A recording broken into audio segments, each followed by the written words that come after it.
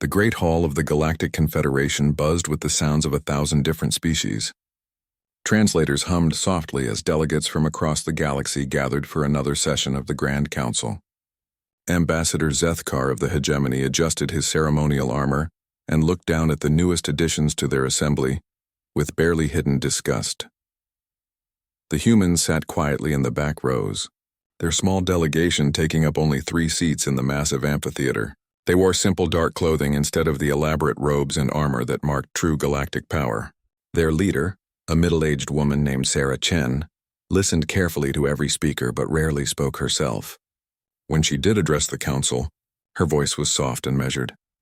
The human delegation wishes to offer medical supplies to the Corvin colonies affected by the recent plague, Chen had said during the morning session. We ask for nothing in return except safe passage for our aid ships. Zethkar had laughed along with many other delegates. Medical supplies, how pathetic. The Corvin plague could have been stopped weeks ago if someone had simply orbital bombed the infected cities. Clean, efficient, final. But the humans wanted to waste resources on healing instead of practical solutions.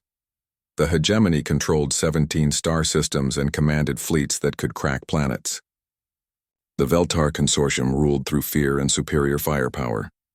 The Crystal Alliance had technology that could reshape matter itself. Even the smaller powers like the Zephyr Republic maintained armies that could conquer solar systems. And then there were the humans. They had been part of galactic society for almost 2 years now, ever since their crude faster-than-light ships had stumbled into Confederation space. In all that time, they had never threatened anyone, never made territorial demands, never even raised their voices in anger during heated debates. They were weak. Zethkar's assistant, a nervous Threx named Bilak, leaned close to his commander's ear. Sir, the intelligence reports on human military capabilities have arrived. The Hegemony leader took the data pad without looking away from the humans below. What he read only confirmed his assumptions. Humanity possessed exactly 12 military vessels, all of them converted cargo ships with basic weapon systems. Their home fleet guarding Earth consisted of a laughable 6 ships total. They had colonies on 4 worlds, none of which showed any significant defensive installations. 12 ships, Zethkar muttered. The Hegemony has over 3,000 warships, and these creatures think they can sit at the same table as us with 12 converted freighters. The human colonies were even more pathetic. New Beijing was nothing but farming settlements spread across a garden world. Titan Station was a mining operation that barely qualified as a settlement.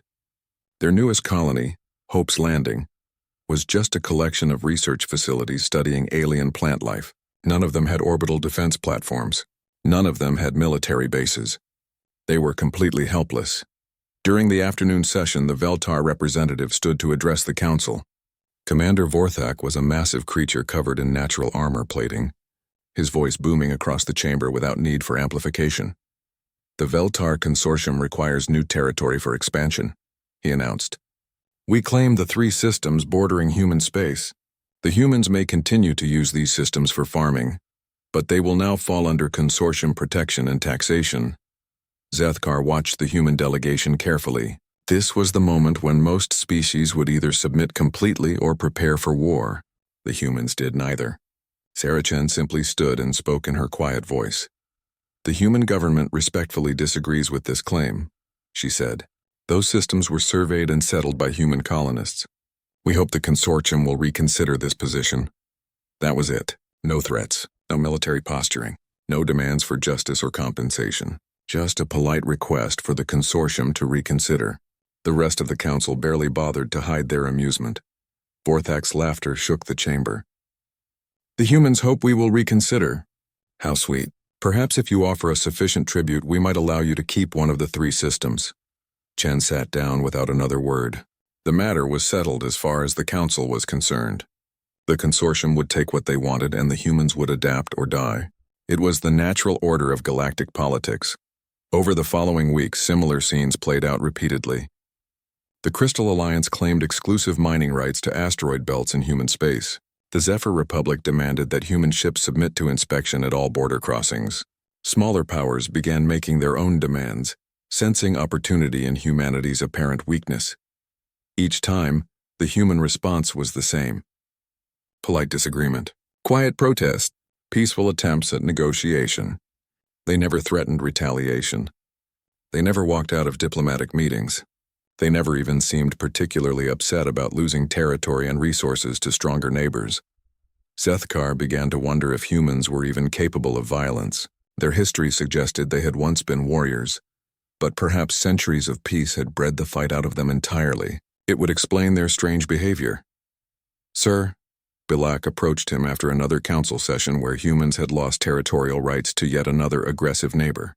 "Should we perhaps make our own claims on human space? Their agricultural worlds could feed several hegemony colonies." Zethkar considered the suggestion. The humans clearly would not resist. Their military was non-existent. Their diplomatic protests meant nothing without the strength to back them up. Taking their territory would be as simple as sending a single battle group to demand surrender. But something held him back. Not mercy. The hegemony did not practice mercy. And not respect. How could anyone respect such weakness? It was something else. Something he could not quite identify. During private conversations with other delegates, the consensus was clear. Humanity was a servant species at best. They might be useful for manual labor or basic resource production, but they would never be major players in galactic politics. Some species had already begun treating human territories as unclaimed space, setting up their own bases and operations without bothering to ask permission. The humans continued to attend council sessions. They continued to offer aid to other species without asking for anything in return. They continued to speak softly and carry no apparent stick at all. Chen approached Zethkar after one particularly humiliating session where humanity had lost mining rights to 3 more.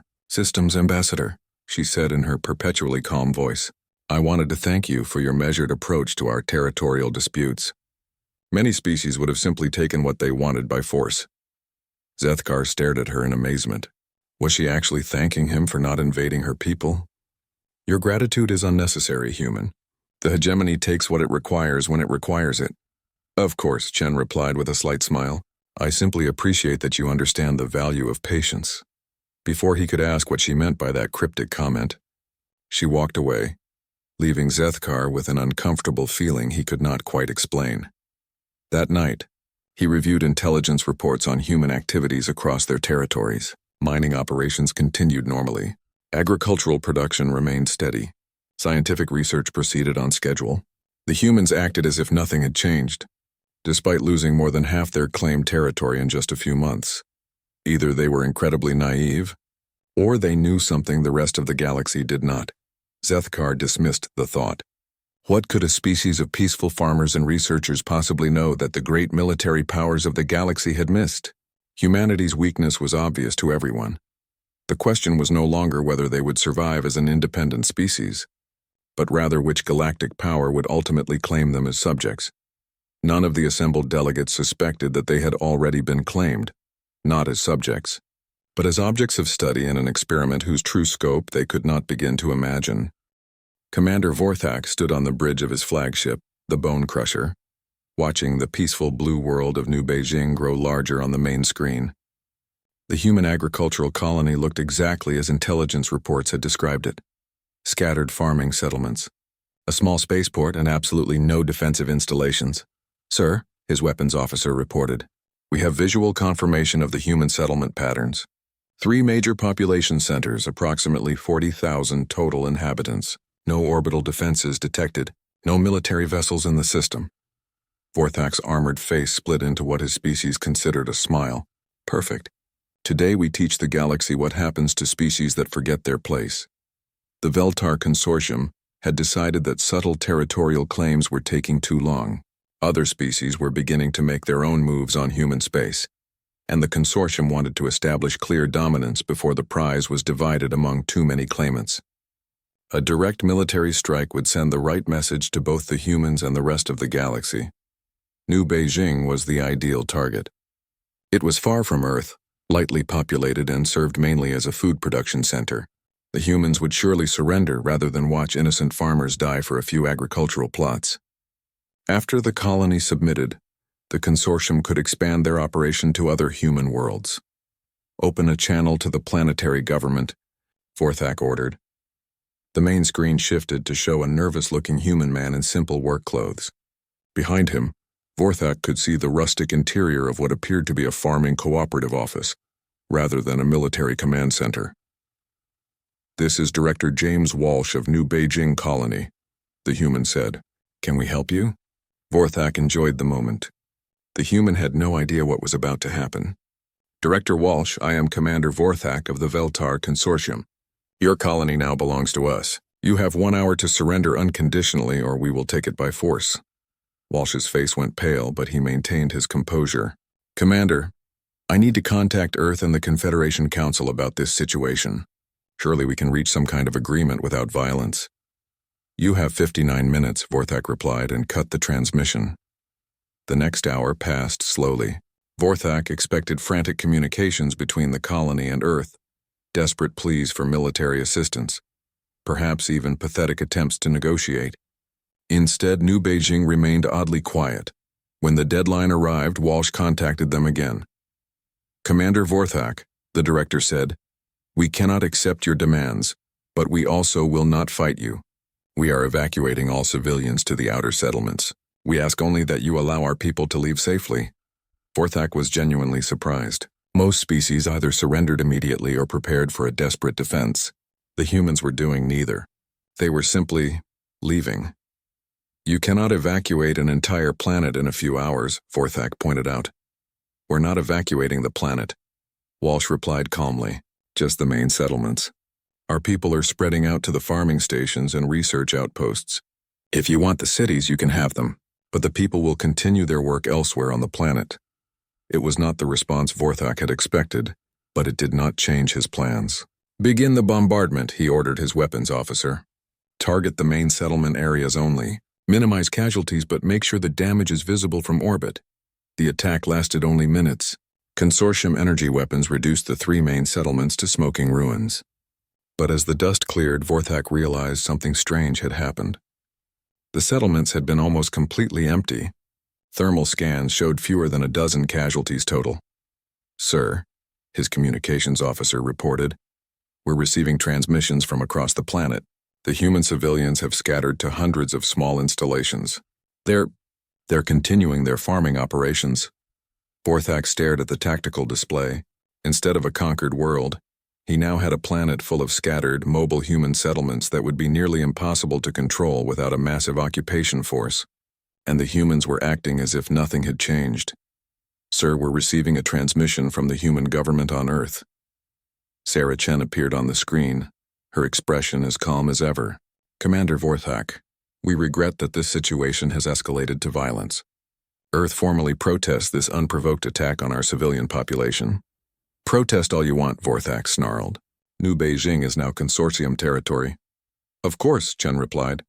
"We will note your claim in our diplomatic records. However, our citizens will continue their agricultural work on New Beijing under the assumption that this territorial dispute will eventually be resolved through proper diplomatic channels." The transmission ended, leaving Vorthak staring at a blank screen. The humans were not treating this like a military defeat. They were treating it like a minor administrative inconvenience. Over the following days, the situation became even more bizarre. The scattered human farmers continued their work as if the consortium forces were not there. They offered no resistance to consortium patrols, but they also showed no signs of accepting consortium authority. When consortium officers tried to impose new regulations, the humans politely ignored them and continued following their original work schedules. "Sir," Vorthak's aide reported during the 3rd day of occupation, "the humans are requesting permission to rebuild their destroyed settlements." "Absolutely not," Vorthak replied. "Those ruins serve as a reminder of consortium power." "They say they understand, sir. They're asking if they can build new settlements in different locations instead." Vorthak found himself in an impossible position. If he allowed the humans to rebuild, he would appear weak.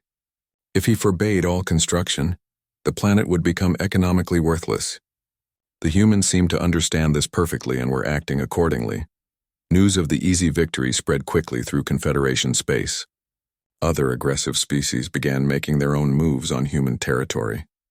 The Zephyr Republic claimed 2 human mining stations. The hegemony took control of a human research facility, Smaller powers grabbed whatever they could reach. In every case, the pattern was the same. The humans offered no military resistance. They evacuated civilians when possible and continued their work when not. They filed diplomatic protests and then acted as if the territorial seizures were temporary misunderstandings that would eventually be resolved. Zethkar watched these developments with growing confusion. Every military theory he knew suggested that such defeats should break a species' will to resist.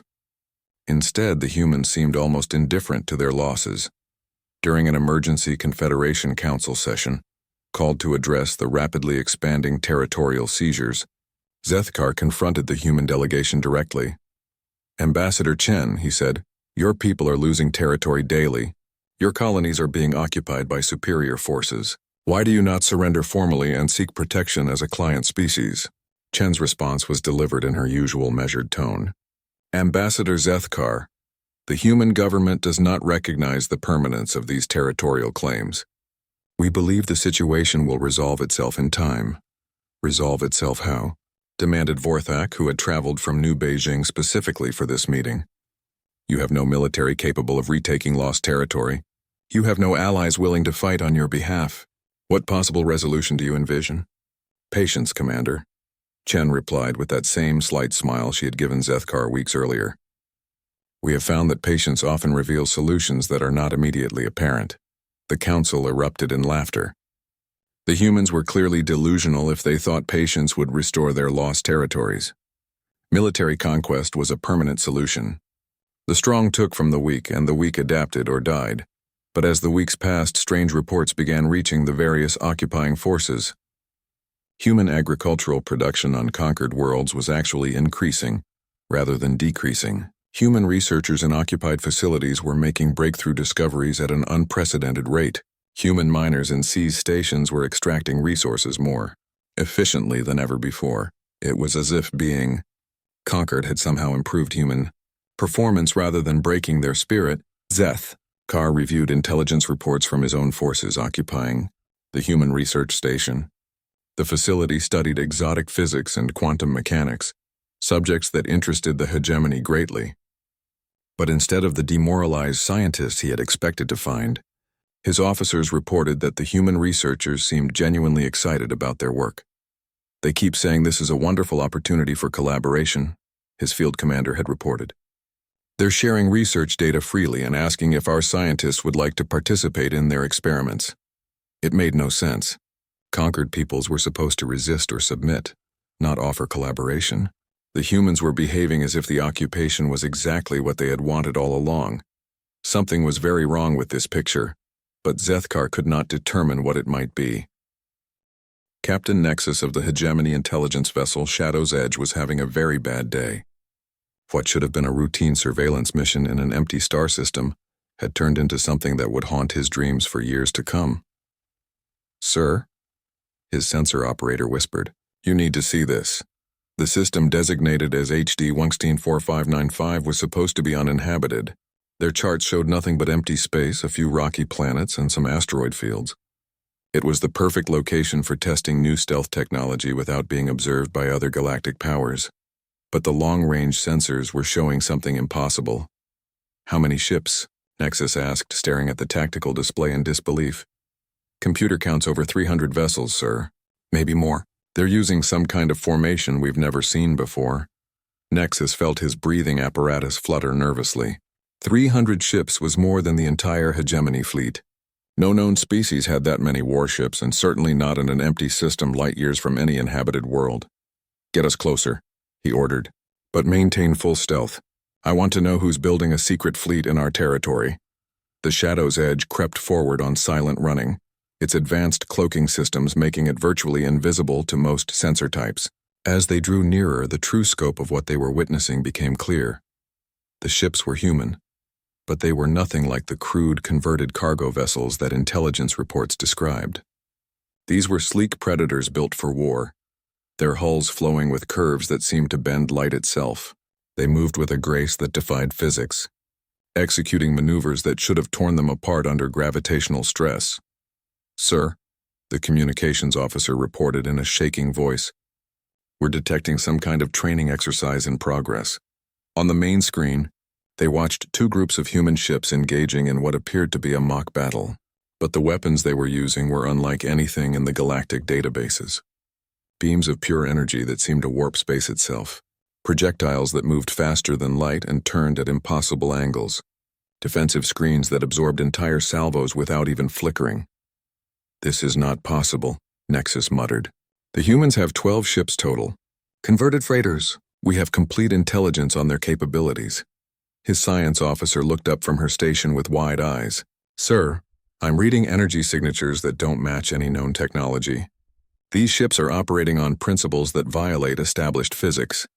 As they watched, one group of human ships simply vanished from all sensors, only to reappear directly behind the opposing force.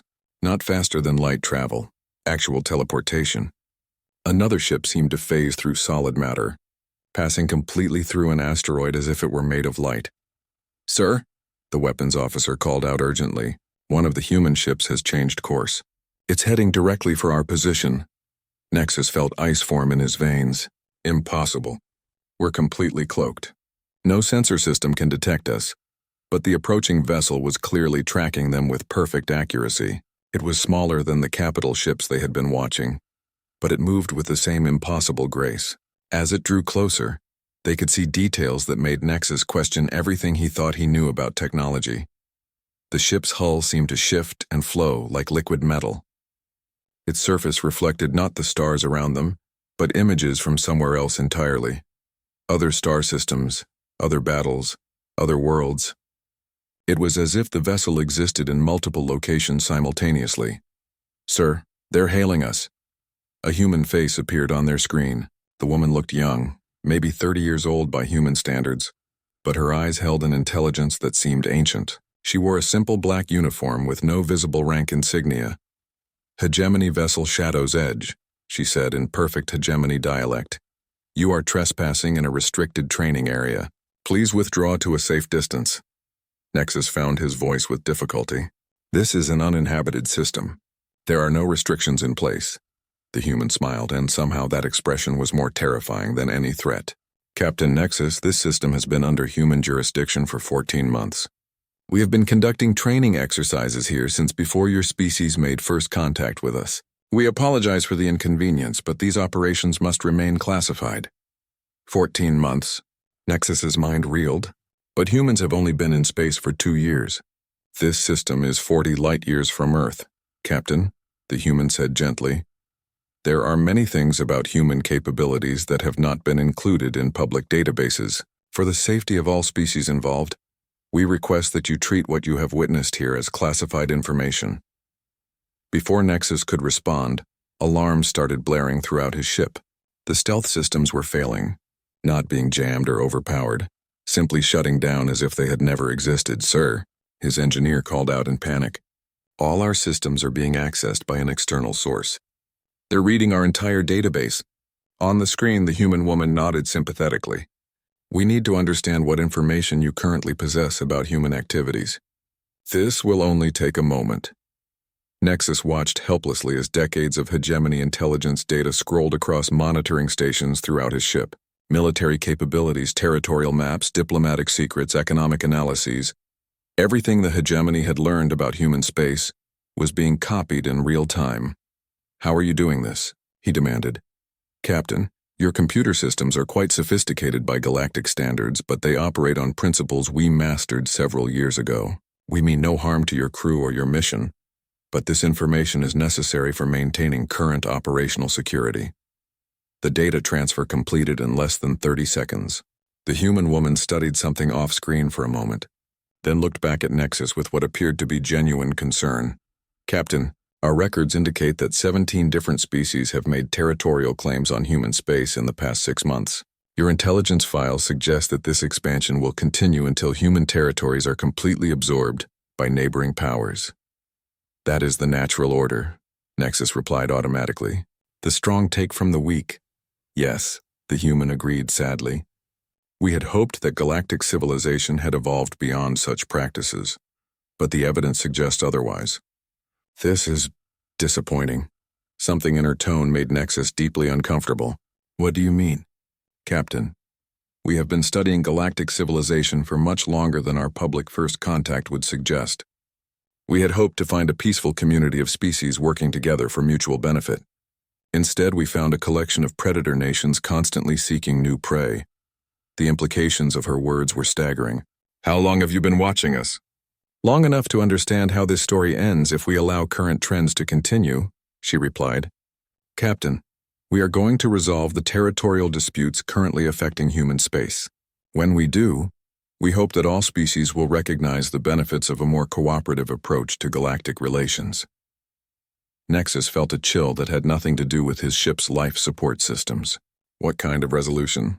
The human woman's smile returned, but now it held an edge that made Nexus want to flee to the other side of the galaxy, the kind that ensures this conversation never needs to happen again. Sir, his navigation officer called out, we're detecting massive energy buildups throughout the human fleet. Whatever they're powering up, it's beyond our ability to measure.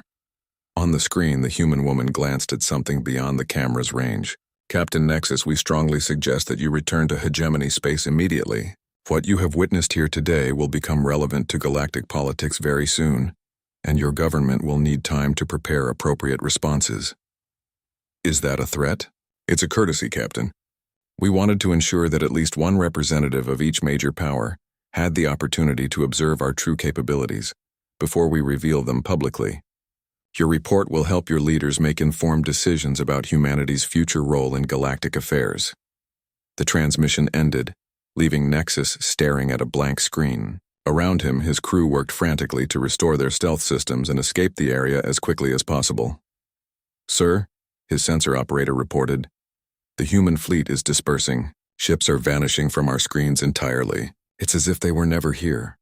Nexus ordered an immediate course for hegemony space, his mind racing to process what he had witnessed.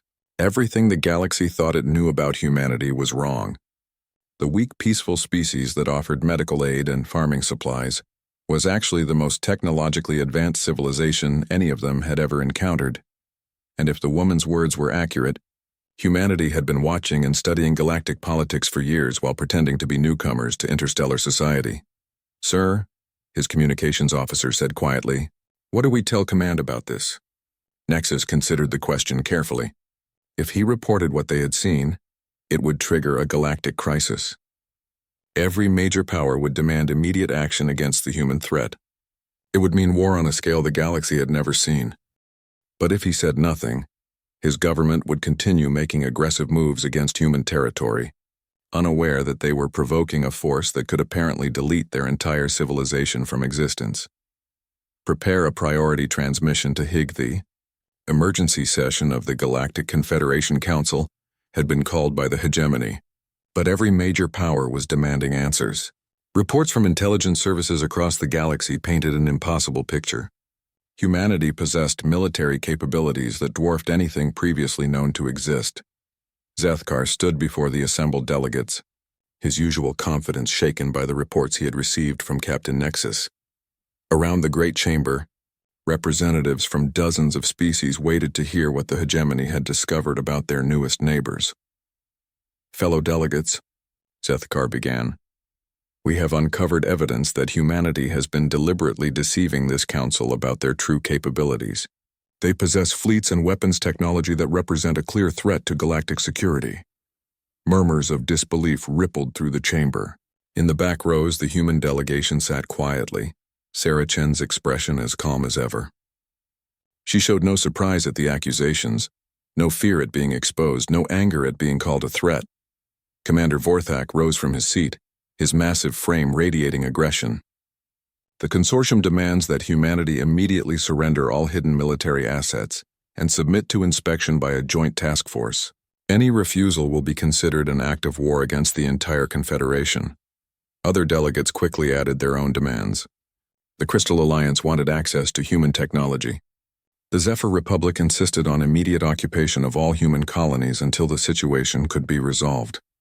Smaller powers called for humanity's expulsion from the Confederation entirely. Through it all, Chen listened quietly, taking notes on a simple tablet. When the shouting finally died down, she stood to address the council. Honored delegates, she said in her usual soft voice. Humanity acknowledges that our defensive preparations have exceeded what we previously disclosed to this council. We apologize for any confusion this may have caused. Zethkar slammed his armored fist on his podium. Confusion? You have lied to this council for 2 years.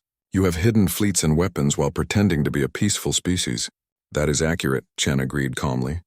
We felt it was prudent to maintain certain defensive capabilities given the aggressive nature of galactic politics. Prudent? Vorthak's roar echoed through the chamber. You have made fools of us all. The consortium has territorial claims throughout human space based on the assumption that you were defenseless. Chen nodded sympathetically. Yes, we are aware of your territorial claims, and those of the hegemony, the Crystal Alliance, the Zephyr Republic, and 14 other Confederation members. Our defensive preparations were largely a response to those claims. The chamber erupted in angry shouts. Several delegates demanded immediate military action against human space. Others called for humanity's assets to be seized as compensation for their deception. The Crystal Alliance representative suggested that human worlds should be divided among the major powers as a lesson to other species who might consider similar deceptions. Chen waited for the noise to subside, then spoke again. Before any military action is taken, we believe this council should be fully informed about the current strategic situation. What strategic situation? Zethkar demanded. You're outnumbered 1,000 to 1. Every major power in the galaxy is represented in this chamber. Yes, Chen replied with that familiar slight smile. That is what makes this moment so convenient. Before anyone could ask what she meant, every communication system in the chamber activated simultaneously. The great display screens that normally showed speaker identification now showed something else entirely. Real-time tactical displays of every home system of every species represented in the council. Zethkar stared in horror at the display showing the hegemony capital world. Surrounding his heavily defended home system were more than 200 human warships, their sleek forms clearly visible on long-range sensors. They had appeared without warning, without detection, as if they had materialized from empty space. Similar scenes played out on every screen. The Veltar Consortium's core worlds were surrounded by human fleets. The Crystal Alliance's technology centers were under the guns of ships that shouldn't exist. The Zephyr Republic's military bases found themselves facing human vessels that had somehow bypassed every defensive system in the galaxy. This is impossible, Vorthak whispered, his earlier aggression replaced by something approaching terror. No one can move fleets that large without being detected. Chen gestured to the displays around them. As you can see, every major military installation, every capital world, and every strategic resource in Confederation space is currently within range of human weapons systems. We have been in position for the past 6 hours. The chamber fell silent except for the sound of panicked communications as delegates tried to contact their home fleets. The responses they received were all variations of the same theme. Massive human forces had appeared simultaneously across the galaxy, demonstrating capabilities that defied every known law of physics and military strategy. You are threatening the entire Confederation, Zethkar said, his voice barely controlled. This is an act of war against every civilized species in the galaxy. Actually, Chen replied, we are preventing war. Every species in this chamber has made aggressive moves against human territory based on the assumption that we could not defend ourselves. We are now demonstrating that your assumptions were incorrect. She gestured to her tablet, and the tactical displays shifted to show detailed analyses of every military asset belonging to every Confederation member. Fleet compositions, defensive capabilities, strategic weaknesses, everything laid out with impossible precision. We have been studying galactic civilization for considerably longer than our official first contact would suggest, Chen continued. We have detailed intelligence on every military capability, every economic weakness, and every political pressure point represented in this chamber. Vorthak found his voice first. What do you want? Territorial concessions? Technology transfer? Economic tribute? We want you to stop, Chen said simply. Stop claiming territory that does not belong to you. Stop threatening species that cannot defend themselves. Stop treating the galaxy as a hunting ground for predator nations. The Zephyr Republic's delegate stood shakily. And if we refuse? Chen's expression remained calm, but something in her eyes made every delegate in the chamber suddenly remember that they were prey animals discussing terms with a predator. Then you will discover why humanity has remained quiet for so long, despite possessing overwhelming military superiority. You're bluffing, the Crystal Alliance representative said, but his crystalline form was flickering with patterns that indicated extreme stress. No species would risk galactic war over territorial disputes. You are correct, Chen agreed. No species would risk galactic war over territorial disputes. That is precisely why we are going to resolve these disputes now, before they escalate to actual warfare. She touched her tablet again, and the displays shifted to show human ships powering up weapon systems throughout the galaxy. Energy readings that made every delegate's sensors scream warnings about imminent catastrophe. Every ship currently surrounding your homeworlds is armed with weapons capable of sterilizing entire planets, Chen explained in the same calm tone she might use to discuss agricultural reports. We do not wish to use these weapons, but we will not allow the current pattern of galactic aggression to continue. Zethkar felt his breathing apparatus seize up entirely. You would commit genocide over territorial disputes? We would prevent genocide, Chen corrected. Current trends in galactic expansion suggest that within 50 years, stronger species will have absorbed or destroyed all weaker civilizations. We cannot allow that outcome. The chamber remained silent as delegates processed the implications. Humanity had not just revealed superior military technology. They had demonstrated the ability to position overwhelming force anywhere in the galaxy without warning. They had intelligence capabilities that made privacy impossible, and they were apparently willing to use those advantages to enforce their vision of galactic order. What are your terms? Zethkar asked finally. Chen's smile returned, but now it carried an edge of satisfaction. Simple. All territorial claims made against human space are immediately withdrawn. All occupied human facilities are returned to human control. All aggressive expansion programs currently targeting weaker species are suspended, pending renegotiation through proper diplomatic channels. And if we agree to these terms? The Crystal Alliance representative asked. Then our fleets withdraw and we return to the previous status quo, Chen replied. With one modification, which is, Chen's next words were delivered with the same calm certainty she had shown throughout the crisis. From this point forward, any act of unprovoked aggression against any Confederation member will result in immediate human intervention on behalf of the victim. We are assuming the role of galactic peacekeepers, whether this council approves or not. The silence that followed stretched for long minutes as each delegate contemplated their options. 6 months after what historians would later call the Great Revelation, Ambassador Zethkar found himself in a position he had never imagined possible, asking humans for permission. The request was simple enough. The hegemony wanted to establish a new mining operation in an asteroid belt that bordered territory claimed by the Corvan Republic. Under the old system, they would have simply taken what they wanted and dared the Corvans to stop them. But the new galactic order required something unprecedented: actual negotiation. Sarah Chen reviewed his proposal with the same careful attention she had always shown, but now Zethkar understood what that attention really meant. She was not just reading his words. She was analyzing them against a database of information about hegemony capabilities, Corvan defensive needs, and probably a dozen other factors he could not even imagine. The proposed mining operation appears technically sound, Chen said finally. However, our analysis suggests that the Corvan Republic has significant economic dependence on mineral extraction from that region. Have you consulted with their government about shared development opportunities? Zethkar struggled to maintain his composure. The idea of consulting with the Corvans about anything was nearly incomprehensible.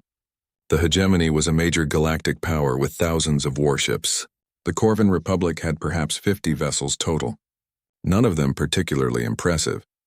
But the human fleets that had surrounded his homeworld 6 months ago were still out there somewhere, invisible, but undoubtedly watching. And Chen's gentle suggestions carried the weight of absolute military superiority behind them. We had not considered shared development, he admitted. The hegemony typically handles such projects independently. Of course, Chen replied with understanding that somehow made him feel like a child being gently corrected. But shared development creates mutual economic benefits and reduces the potential for territorial disputes. We have found that cooperative approaches tend to be more stable in the long term. The words were phrased as suggestions, but Zethkar knew an order when he heard one. The hegemony would negotiate with the Corvans as equals, or they would not mine that asteroid belt at all. I will contact the Corvin government immediately, he said. Excellent, Chen smiled. Our economics team has prepared some preliminary models for shared development that might serve as a starting point for discussions. Would you like us to forward those to both governments? What she was really saying was that humanity had already analyzed the situation, developed optimal solutions, and was prepared to ensure that both sides followed those solutions whether they wanted to or not. The illusion of choice remained, but the actual choices had been made by human computers and human strategists operating with perfect information about everyone involved. It was the most sophisticated form of control Zethkar had ever encountered. The transformation of galactic civilization had happened with stunning speed. Within weeks of the Great Revelation, territorial disputes that had raged for decades were being resolved through negotiation and compromise. Species that had been mortal enemies for generations found themselves sitting at the same table, working out trade agreements and resource-sharing arrangements. Not because they had suddenly developed peaceful impulses, but because humanity was watching everything they did with technology that made secrets impossible and military action futile. The Veltar Consortium had learned this lesson the hard way. Commander Vorthak had attempted to reclaim the human colony of New Beijing through a surprise attack, believing that humanity would not risk galactic war over a single agricultural world. The response had been swift and overwhelming. Human ships had appeared throughout consortium space within minutes, not to attack but to simply observe. Every consortium military base, every government facility, every economic center found itself under the patient gaze of human vessels that could not be detected until they chose to reveal themselves. The message was clear. Humanity could be anywhere at any time, and their patience was not unlimited. Vorthak's attack force had been allowed to approach New Beijing unopposed. But when they arrived, they found the planet defended by a single human ship, the same vessel that had intercepted the hegemony spy mission months earlier. The battle, if it could be called that, lasted exactly 37 seconds. The consortium fleet simply ceased to exist, converted into component atoms by weapons that operated on principles no other species understood. Vorthak himself survived only because he was on the flagship's bridge, which the humans had carefully preserved as a memorial to the folly of challenging their authority. He spent the rest of his life trying to explain to fellow consortium leaders how an entire battle fleet could be annihilated by a single enemy vessel without even appearing to fire a shot. But for most species, the lesson was learned without such dramatic demonstrations. The galaxy had a new apex predator, and that predator was apparently determined to create a more civilized universe, whether anyone else wanted it or not. The changes went far beyond military considerations. Human advisors began appearing throughout Confederation space, offering technical assistance, economic guidance, and diplomatic support. These advisors came with complete knowledge of local conditions, perfect understanding of political dynamics, and solutions to problems that had previously seemed impossible to solve. The Zephyr Republic found their centuries-old energy crisis resolved when human scientists quietly shared fusion technology that was somehow perfectly adapted to Zephyr industrial capabilities. The Crystal Alliance discovered new applications for their matter manipulation abilities after human researchers suggested experiments that their own scientists had never considered. Weaker species that had spent generations as prey for galactic predators suddenly found themselves under human protection. Pirates and raiders who had operated with impunity for decades simply disappeared, their ships found drifting empty in deep space with no signs of violence or struggle. The crew members usually turned up weeks later on their homeworlds with no memory of how they had gotten there and a profound reluctance to discuss their former careers. Economic exploitation became impossible when human auditors began examining trade relationships throughout the galaxy. Agreements that had been obviously unfair to weaker parties were quietly renegotiated, usually in favor of the previously disadvantaged species. Companies that refused to accept new terms found their operations mysteriously plagued by technical difficulties that human technicians were always ready to help resolve, for a price that typically involved significant changes in business practices. The transformation was so complete and so rapid that many species began to suspect they were living in some kind of simulation rather than reality. The galaxy they had known, a brutal arena, where strength determined survival, had been replaced by something that resembled the utopian societies described in ancient philosophical texts. But Chen explained the truth during a private meeting with the major power representatives 6 months after the Great Revelation. "We studied your civilizations for decades before making contact," she said, addressing the small group of delegates who had once commanded fleets and conquered worlds. "We analyzed your political systems, your economic structures, your military doctrines, and your social development patterns."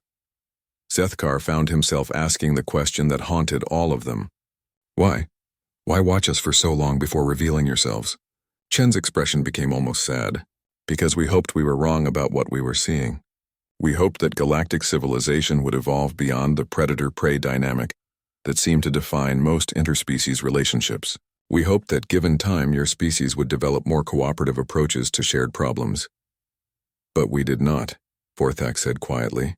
The former consortium commander had become something of a philosopher since his encounter with human military power. "No," Chen agreed. "Instead, the pattern accelerated. Stronger species became more aggressive. Weaker species became more desperate. The cycle of conquest and exploitation was becoming more efficient rather than more humane." She gestured to a holographic display showing galactic territorial changes over the past century. The pattern was unmistakable. Larger powers steadily absorbing smaller ones, with the rate of absorption increasing each decade. Our projections indicated that within 50 years, no more than 5 species would retain independent government. Within a century, the galaxy would be dominated by perhaps 2 or 3 empires engaged in constant warfare over the remaining resources. The room fell silent as each delegate contemplated that alternate timeline, a future where their children would inherit a galaxy consumed by endless war. "So you decided to intervene," the Crystal Alliance representative said. "We decided to offer an alternative," Chen corrected. "The current system works because it serves everyone's interests better than the previous one. Stronger species get access to resources and technology through cooperation rather than conquest. Weaker species get protection and development assistance instead of exploitation. Everyone benefits from the reduction in military expenses and the elimination of piracy and raiding." Sethkar understood the elegant beauty of what humanity had created. They had not conquered the galaxy. They had simply made conquest unnecessary and unprofitable.